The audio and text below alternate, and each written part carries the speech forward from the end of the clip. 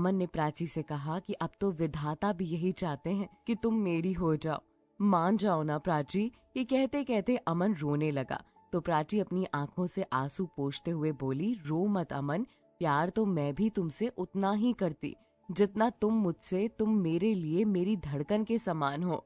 मैं सांसें भी तुम्हारे नाम की लेती हूँ।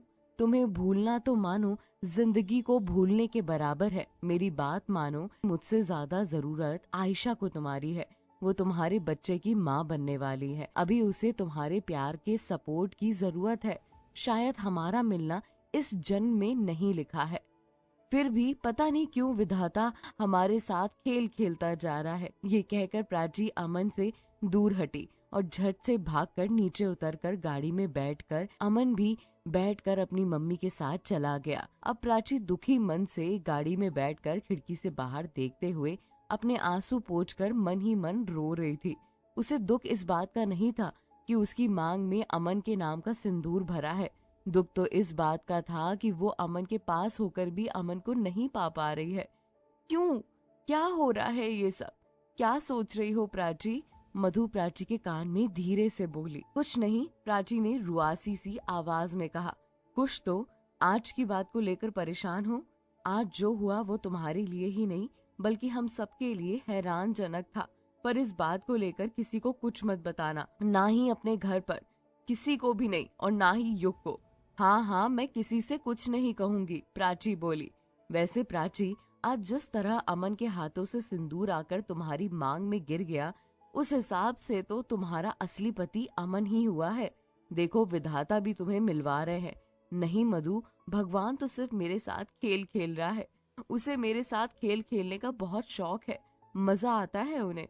उसे मुझे तकलीफ देना, वरना सच में तुम ही बताओ, अच्छी तरीके से तुम जानती हो कि ना तो हम एक हो सकते हैं, ना ही एक दूसरे को पा सकते हैं। आज हम दोनों अपनी अपनी शादी में एक अलग अलग जीवन साथी के साथ जीवन चुनने वाले हैं। दूसरों के लिए अनजान हो जाएंगे हम। फिर ना तो हमारी भावनाएं एक रहेंगी, ना ही ख्वाहिशें।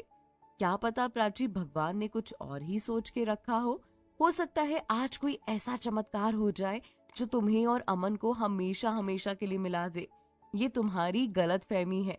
ऐसा कुछ होना होता तो अब तक हो जाता, वरना 12 घंटों में ऐसा क्या हो जाएगा जिससे मेरी और अमन की जिंदगी हमेशा के लिए बदल जाए।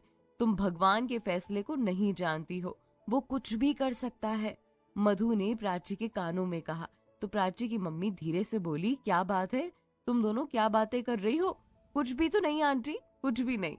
तो क्या, बस मैं इसे समझा रही थी कि कैसे क्या करना है, मधु ने घबरा कर कहा। हाँ ठीक है, ड्राइवर तुम जरा जल्दी चलो ना, पर अभी तो पूजा संपन्न होनी है। बेटी, आज तेरा तेल होना है।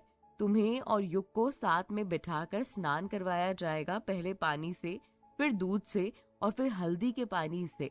उसके बाद तुम दोनों के शरीर में तेल से मालिश की जाएगी।